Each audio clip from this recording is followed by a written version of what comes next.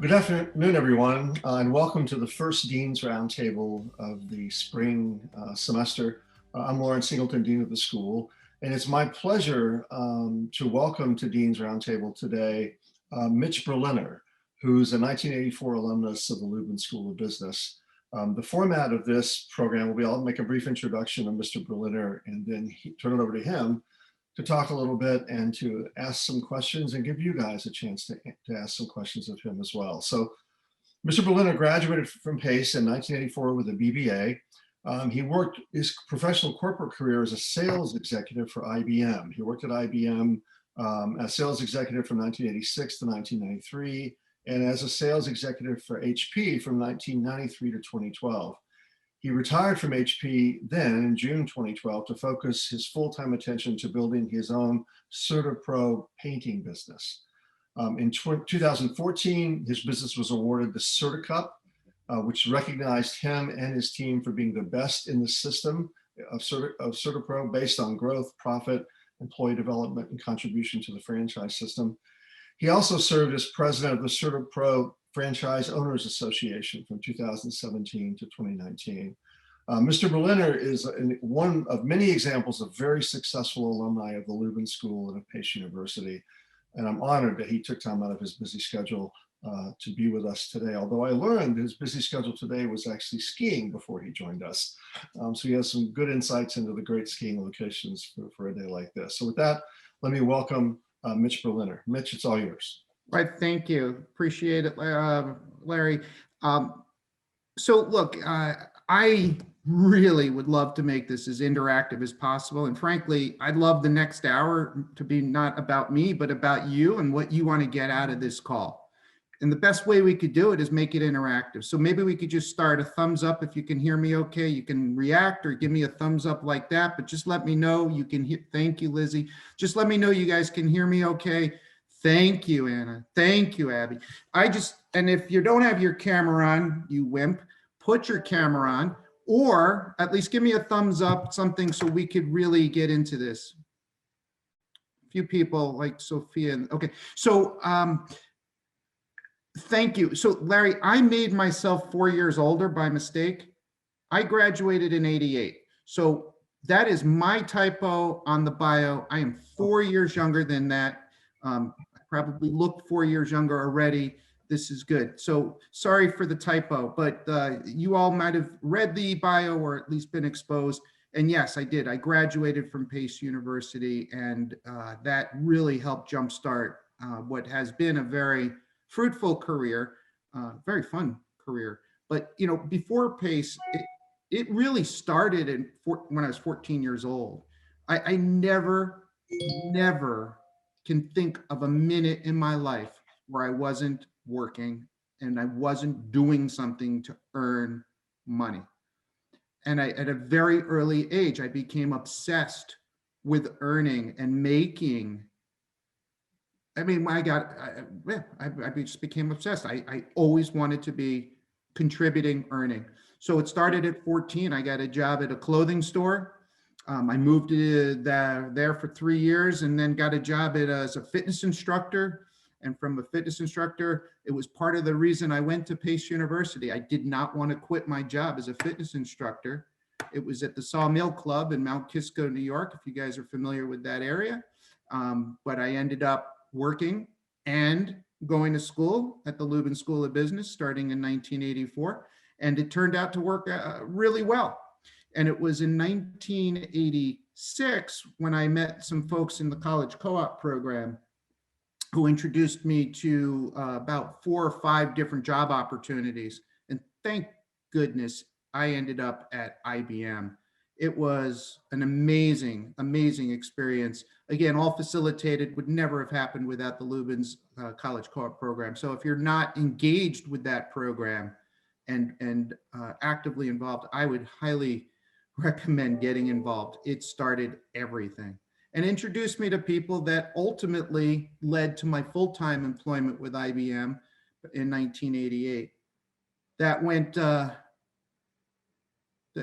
Now, one of my best friends through Pace, a gentleman named Mike Feldman, I met at Pace when I was in freshman year. we went on through all of our college years together. And interestingly enough, we both interviewed for a job at IBM and we both interviewed for a job at HP when it came time to graduate. Mike went to HP, I went to IBM, and we compared notes literally every day. How's it going?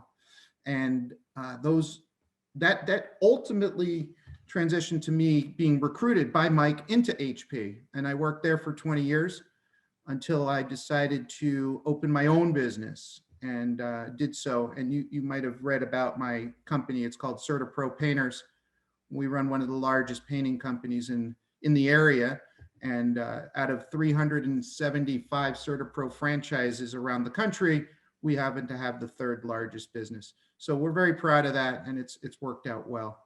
It's given me an opportunity to help people in my career, and it's one of the things I get most out of this career. Over the next, we got 1 hour, a little less than an hour. I want to help you get as much as you can out of this session. Could I ask anybody to voluntarily come off and speak with me and tell me what, if you leave an hour from now with some tidbit of information, what would it be? What would make this a good use of your time? Please, any of you? Hi. Hi. So I guess one thing I would like to know is what advice you might have for students in business school now to successfully land a job out of school, as you said you did, and then in order to kind of, you know, keep that career trajectory as well of just, you know, maintaining motivation throughout that. I think that's something that, you know, especially now during a pandemic, is a little bit lacking for some people. I got an answer for you, Lizzie, I promise. Wonderful. I'm going to answer that. Can I pick on Eveline? Do you mind? Do you have any advice for like now in college, not especially for when we graduate, but what to do now? Yeah, for sure. Be thrilled to share some thoughts around that. Guys, this is so helpful. If you make it interactive with me, I promise you're going to leave in 55 minutes from now with so much more than if I just start spewing. Josie, you mind if I pick on you for a quick sec? So I think it would be interesting. You've stayed at your careers for a significant amount of time. So learning like why you want to stay there, especially now, I think a lot of people move around with different industries. Also tips on networking and how to maintain and keep the connections between people, especially to make a career transition and move. Mm-hmm. Okay, so what I'm going to do, I'm going to jump into addressing some of those questions, and it's going to lead to other things, if that's cool. You guys with that? Okay. Mitch, just in case, Ava did submit a question into the chat. You should also be able to see it, just so you have it for your records. Okay, terrific. Thank you, Ava. 2 questions. You're rocking. So let me just address some of what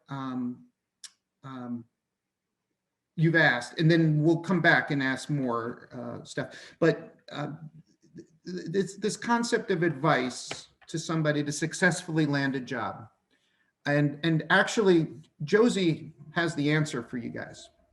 It's in the question you just asked. Remember what you asked me? Yes. About what? About staying in your career. Second part of your question. Oh, about transitioning and how to build a network. That's it. Networking. You guys, I am telling you, above and beyond anything you can do, don't be proud to try and, oh, I'm going to do it on my own. I'm going to do everything on my, work your network. And every one of you already, whether you know it or not, have a network to work. So we could brainstorm that if you want, but let's just say the most success you're going to have in landing the best job is through your network of contacts, your network, your school, your college career counseling, the co-op program. These things will help in incredible ways. You can't be as secretive about this, right? You can't be on Zoom calls without your video on. That's crazy. Like, how are people you're networking with going to know you if they look? I already know all of you, right? Like Abby, we're buds, right? Because at the end of the day, being visible, and I wrote these words down. What I wrote down before this call started, I wrote the word engage. What does engage mean to you, Abby? Do you mind if I put you on the spot? You don't have to answer if it feels weird. No, this is great information. I actually work in career services. And so, what you're saying just, right now is what we tell students all the time. They come to us and say, well, I've been applying. And so I always ask them, what are you doing? Well, I'm submitting my resume. And I always say, are you networking? And the answer is always, not really. And I tell them that's the difference between someone who's going to land a job and someone who's continue to spin their wheels. So engaging, reaching out to your professors, reaching out to your fellow students, career services, that's all a part of your network. So I'm really happy that you're reiterating this because we tell students all the time and they don't always believe us. So this is great information. Fantastic. So I picked on the right person then, I guess. So look, at the end of the day, it's all about that. When I was I just went skiing with a couple of friends of mine, and we were riding up on the ski lift together, and their daughter is at university in Michigan, and fantastic school like Pace University, and she's got some incredible career opportunities. But what was very interesting about the conversation we just had is that, Elena, she's trying to do it on her own. She doesn't want to ask anybody for help. You guys, ask Abby. She seems very interested in helping all of you. Somehow I think Anna might want to help too. Folks, this is what it's about, is you work your network. That is going to be your #1 path to landing a good job. And not just any job, a job that's going to work for you. Because if the network, people get to know you, they're going to align you to the right people. My son just started a job at Xerox. Right out of college. He graduated UConn last year. How do you think he got that job? You were on mute, Josie, but you're answering. Thank you. Networking, yeah. Well, kind of. So let me ask, I'm going to maybe contradict myself a little bit. Ben got that job 1000% on his own in his interview, doing what Ben does. He's charming, he's smart, he's engaging. Remember that word, engaging? And well, he's my kid. Why wouldn't he be, right? But look, at the end of the day, he leveraged his network to get introduced to somebody who had a job available. And who did he call? He called Uncle Mike. My friend Mike Feldman that I just told you about, that I met in freshman year at Pace University. Mike introduced him to a division at Xerox that had some opportunities available. And lo and behold, Ben took it from there. Mike had nothing more to do with it. And he got himself his first job out of college. So I hope, Lizzie, I think it was Lizzie's question. I hope I answered your question a little bit about that. And then also the networking part of it a little bit, Josie. We can talk more. I can do networking stuff for an hour. So it's one of my favorite discussions. And I don't mind coming back to that. You asked a really good question about why I stayed at these jobs so long, and things have changed. And I've noticed it. I'm interviewing people for jobs within my own company. And in those interviews, I'm seeing resumes where people just in the last 10 years might have had 5 different jobs. It's not something I would say was very common or as common in, God, am I going to say these words? In my generation. I can't believe I just said that. Let me just take a moment and recover from that. Okay, so in my generation, it seemed like that was more the norm. So I wouldn't be afraid about moving around, but there is also something I'm going to caution everybody. My friend Damien, who I was just skiing with, he is the chief marketing officer at a law firm down in Manhattan, one of the largest law firms in Manhattan. And Damien's got 88 people on his marketing team. So he's interviewing people all the time. And one of the things that Damien mentions to me is that he gets he gets young talent, really good talent that comes through, and they learn how to make a copy, how to use the copy machine. And next thing you know, they're in Damien's office asking for a raise. Well, I have a new skill. I can make copies. I deserve more money. you gotta earn it, right? So this was something that I heard that I thought was very interesting, in that, you know, this thing is, you got to earn it, you got to work and put in your time to work up the ladder, and you'll be recognized and rewarded as that happens. So just an interesting bit of insight from friends that I have that are in hiring positions.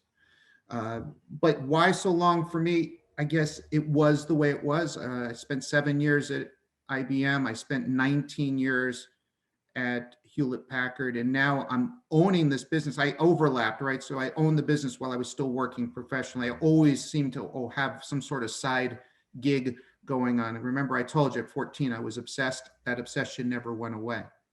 But I had some, I mean, the business now I've owned since 2004. So it's now already 17 years that I own the business, and I'll be in the business for another 17 years. It's not going anywhere. When it's yours, you don't leave. What was it like to leave your career and start up your own business? Was it scary? Oh my God, Ava, it was scary as hell. And it wasn't scary at all at the same time. Could you believe that? Yeah. So let's explain. I had the great fortune to invest in a business, and I hired people to run my business while I maintained a full-time job. So over the years, I was able to have this business grow and start to gain some momentum while I was doing my full-time job and then working evenings, weekends, whatever, to cultivate the business. So I had a good 8 years under my belt before I left and went. The other interesting opportunity there was that I had an opportunity for early retirement, which was weird because I was 47 years old when it happened. But the way it worked in that world is it's your age plus your years of service. If it equals 65 or higher, you're eligible. Now, not all companies are doing this anymore. I think companies are getting more and more stingy with these kinds of programs. But the fact that I was eligible, the fact that I already owned something to go to, it made it very not scary. Yes, scary leaving what I knew, and that was a steady paycheck, but not scary. And it's looking back. So I think I saw one question, if there was one thing you could change or do over, what would it be? I guess in some regard, I would have done it sooner if the opportunity presented. The problem is the retirement thing. Remember I told you your age plus years of service was had to be 65 or higher. My number was 65.12. 65.12 was my age plus years of service. So I just made it. Had I not just made it, I would have left, but I would have left without some fairly major benefits. So would I have done it differently? I guess technically no, but I would have loved to figure out how to do it sooner, because being in my own business has been incredibly rewarding and incredibly fruitful. Engage your career development and college co-op. Get into intern programs. Get into the world. That begins the networking, right? The second you're in, the second you're in that environment, the work environment, your network begins. Your networking, your people, your group that's going to lead you to your full-time career. So that would be my number one advice, is to engage. Again, I'm coming back to the word I wrote down earlier, got to engage. So I'd like to ask you about, I mean, having been in the industry for so many years, what is the change that you can tell us about, as opposed to, I mean, when you started your business and how business works now? So in all these years, could you talk a little bit about the evolution of the business model? You know, what's interesting is things are changing every day, right? Within my business, and you got to follow this really, within my business, me, my entire team, and my entire corporation, organization, we operate on a core set of values, right? So this is also something you all, every single one of you, really should think about is, what is your core set of values, right? What is important to you? And ultimately, what is the why? Why did you come on this call today? Did you want to learn about something specific? And by communicating that to me, communicating that why, you're going to engage and you're going to have a better experience. That's what this is all about, right?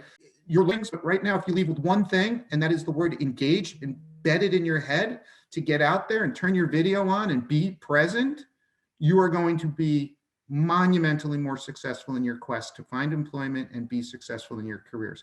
Back to your question, we're talking about values, right? So I have a set of core values I'm key to, right? One is to practice continuous improvement.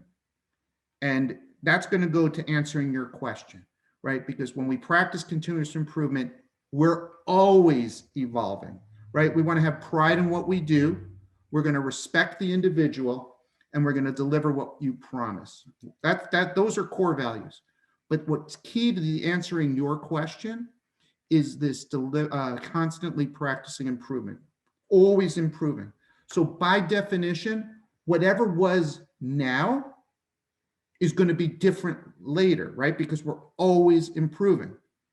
To the point, every single one of you came on this call are going to leave different than you started. Even Larry, I already know, is leaving differently than what you started. Because you're picking up even just one tidbit. What is that one tidbit, that one word? Josie, you got it. What is it? Sorry. What's that one word? For me, it's networking. So making sure, keeping contact. Yeah. Whatever that one thing that you take from this call, you've practiced one of my core values, and that is you've improved. Right? And you constantly improve. So my business, when it started, are you still able to hear me okay, Amia? Yeah. So my business, when it first started, was a fraction of the size that it was, right? At that time, I hired all key staff. I hired a general manager who happened to be my sister at the time to run the business, right? So I had my sister running the business. I had a salesperson and an office person. They got it done, right? We followed a formula that's from a franchise system, right? When you buy a franchise, what you buy is a business in a box. You buy a formula for success. In this case, I bought a formula to run a business. Doesn't matter that it's a painting business. It could have been a car wash. It could have been a maid service. It could have been a number of things. But this particular business happened to deliver a service called painting. When you buy a business in a box, you buy a system and you follow the system, you theoretically will find success.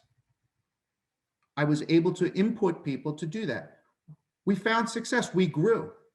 One thing we didn't do very well is make money, right?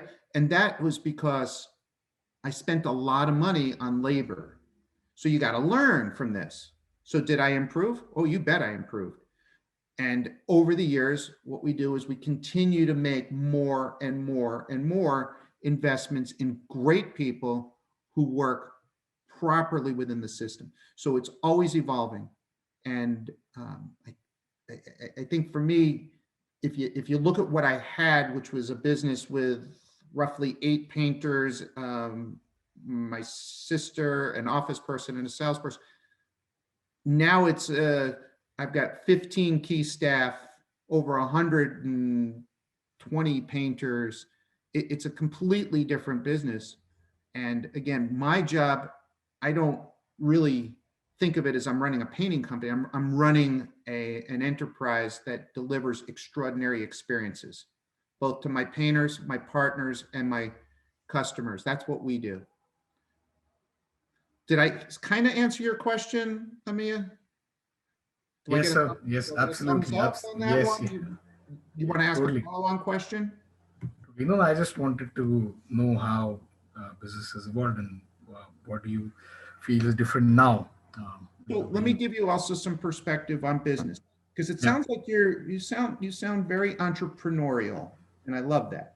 Yeah, I love that. So that means you have potentially the interest in opening your own business someday.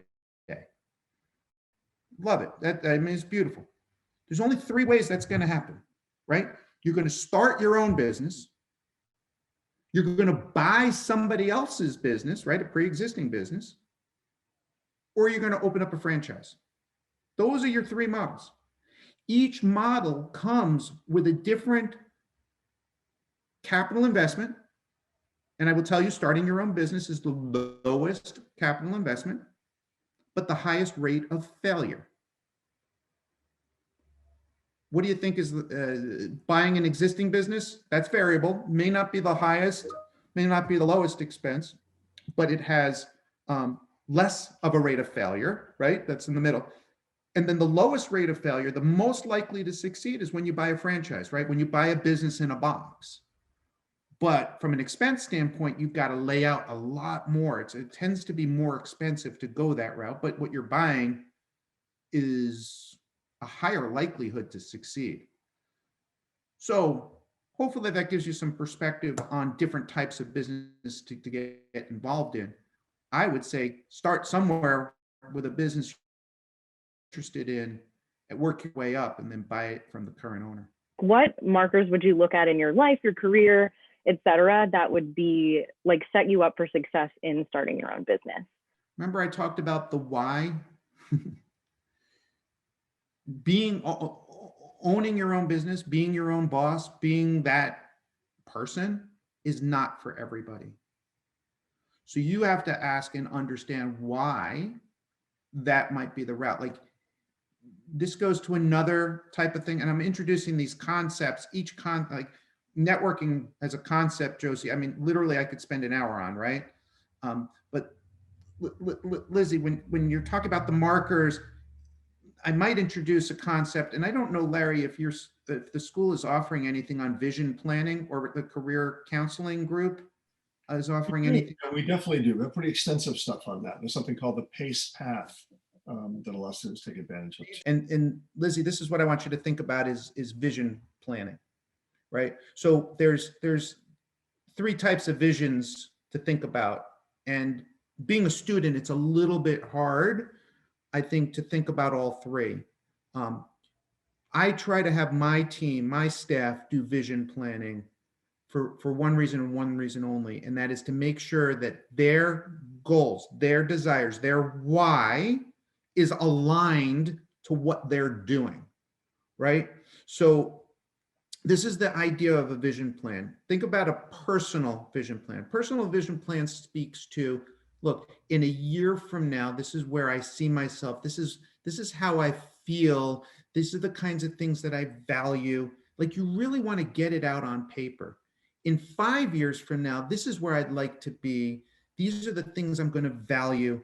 This is the type of family life I would like. This is the type of relationship I want to be in. But you got to be vulnerable with yourself. It's not an easy conversation to have. You need to open up with yourself and get it on paper and get the ideas and the vision out there. That's personal. There's a business version of that says, relative to my employment, I could see myself doing this, that, and the other thing. Similar, right? I see myself making this type of money. I see myself, doing these types of activities. These are my strengths. So when you get it all onto paper, it's very much different than if it's just in your head, like, hey, I think about this. Get stuff on paper. I'm going to throw an interesting statistic out there, and I'm making this up. When you have a goal in your head, what do you think the percentage likelihood of making that goal is? Just in your head, how likely are you to make that goal? Go ahead, Elena. Eliana, I might say your name wrong, I'm sorry. I suppose it depends on how determined the person is. So there's three versions. One is it's in your head. Two, it's written down. And the third version, it's a shared goal that you actually speak with somebody about. I think that your chances are higher of meeting that goal if you spoke to someone about it, because it also keeps you accountable. Bingo. You just nailed it. So Lizzie, you want to set out a plan for yourself. Write it down. That's the vision plan, maybe. That's maybe part and parcel to some other things that you like or dislike. And I'm going to get back to owning your own business and the markers you talked about.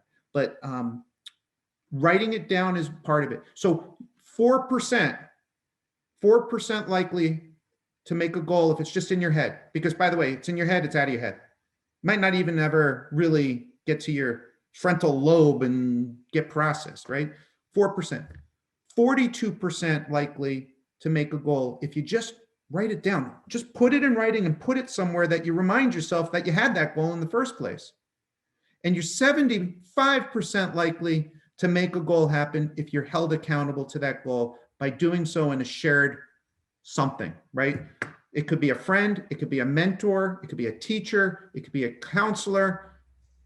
Share, verbalize, and share your goals. You're going to become accountable. You're going to have more success. So one goal might be to meet with the college career group and get into the, Larry, what'd you call the program? The vision program? No. Pace path. Path. Get into the path. It's in your head right now. If that's something that interests you, write it down and tell a friend that, hey, I'm going to do this. Chances are it's going to happen. Okay, so back to markers and being in your own business. Being in your own business is not for everybody. For me, yeah, Ava, I was scared. It's weird not having big, the big brother or, the big company, the Fortune 500, the IBM or Hewlett Packard sending me a paycheck every week. That was just very secure, very, I felt very comfortable going to sleep at night. Being in my own business, having to make my own money, and not only for myself, this is even worse or more interesting, having to provide for the entire team. There are literally hundreds of people that live as a result of the business that I'm running. That's a monumental responsibility. It wasn't as big when I first started, it's gotten bigger, but these are things like, wow, that's just insane. But what I was a little bit afraid of, I've grown to appreciate and now thrive on, right? So one of the things I love most about being in my own business is my ability to help others, right? Both employees through vision planning and making sure that what they're doing, working here, working for me, working for my company, is helping them get to their goals. And now, here's the coolest part. What am I most proud of? How about all these amazing things that I do for my clients? You have no idea what a coat of paint does to somebody's life. It changes everything. And that just really, it doesn't seem monumental, but it really does make a huge difference because I make a difference in people's lives. So hopefully I answered your question a little bit, Lizzie. You asked me a tough one, but I like it. I keep coming with tough ones. I like it.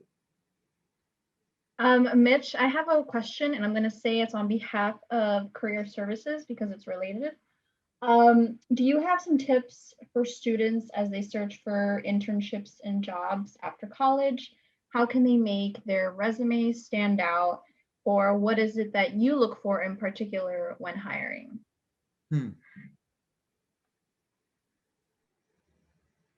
Two different questions. It's very hard to get your resume to stand out. It really is. I'm learning this more and more. Like some of these jobs that you might apply to, there could be literally thousands of resumes sitting on a recruiter's desk. So I think the answer, and by the way, I got this answer just last week. I think the answer is find a position you're really interested in that's aligned with what you want to do, whatever that may be. Apply for the job, but find somebody through this networking, right? LinkedIn is probably one of the greatest sources on the planet. Find somebody who knows somebody who works at that company who could at least get your resume to the top of the pile. it's surprisingly not hard, because LinkedIn does all these connections and whatnot. You'll find very quickly somebody who knows somebody who can get you to the top of the pile. Doesn't mean you're getting the job. You just want to get the darn phone call, right? And it happened last week. I got a call from a friend's daughter who just graduated from Lafayette. She's going to be, she wants to be a copywriter or something in the writing field. And she wrote me a very lovely text that said, hi, I know it might be weird you're hearing from me, but I noticed the name of the head of HR at Random House Penguin is Stacy Berliner. Any relation? I go, yeah, that's my sister-in-law. Do you think you could ask Stacy for some help? I submitted my resume weeks ago, but I haven't heard from anybody. So I asked Stacy, and Stacy said, turns out that we have literally thousands of resumes for these positions, but I'll pull Olivia's up and at least make sure she gets a call. Don't promise I'm getting her a job. Not the rest is up to you. So how do you make it stand up? Get it to the top of the pile. That's all I could say. The resumes, all your resumes look very similar. You're not. If I see color and images, it's not impressing me. I get it. I'm looking for on resumes that I review. I'm looking for relevant work experience. I'm looking more than the resume. I actually definitely rely on an outside service called Caliper that does personality profile. So I'm not sure that this is something you all are familiar with, but there are different companies. There's a company called Myers-Briggs that does this. There's a company called Disc that does this. I subscribe to a company called Caliper.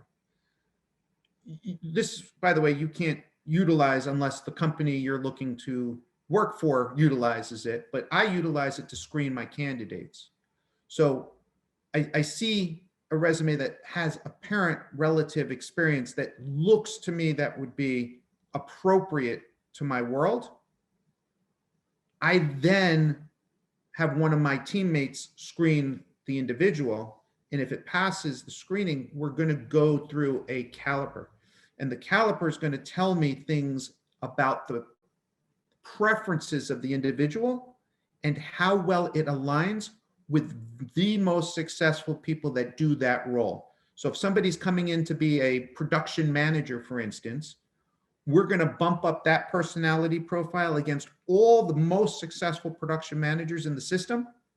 And there are certain traits, right? There's traits relative to aggressiveness, assertiveness, level-headedness, urgency, skepticism. These are all traits that get measured through this tool called Caliper. I'm not a good enough interviewer to be able to get that through the interview. In fact, I'm a pretty crappy interviewer. But having the combination of the tool and then the benefit of an interview, that's going to help me get to the bottom of whether or not this is a good candidate for a job. So anyway, I guess what I did here is I confused a few people. I'm sorry. But what I did tell you is that some employers are going to use tools like this.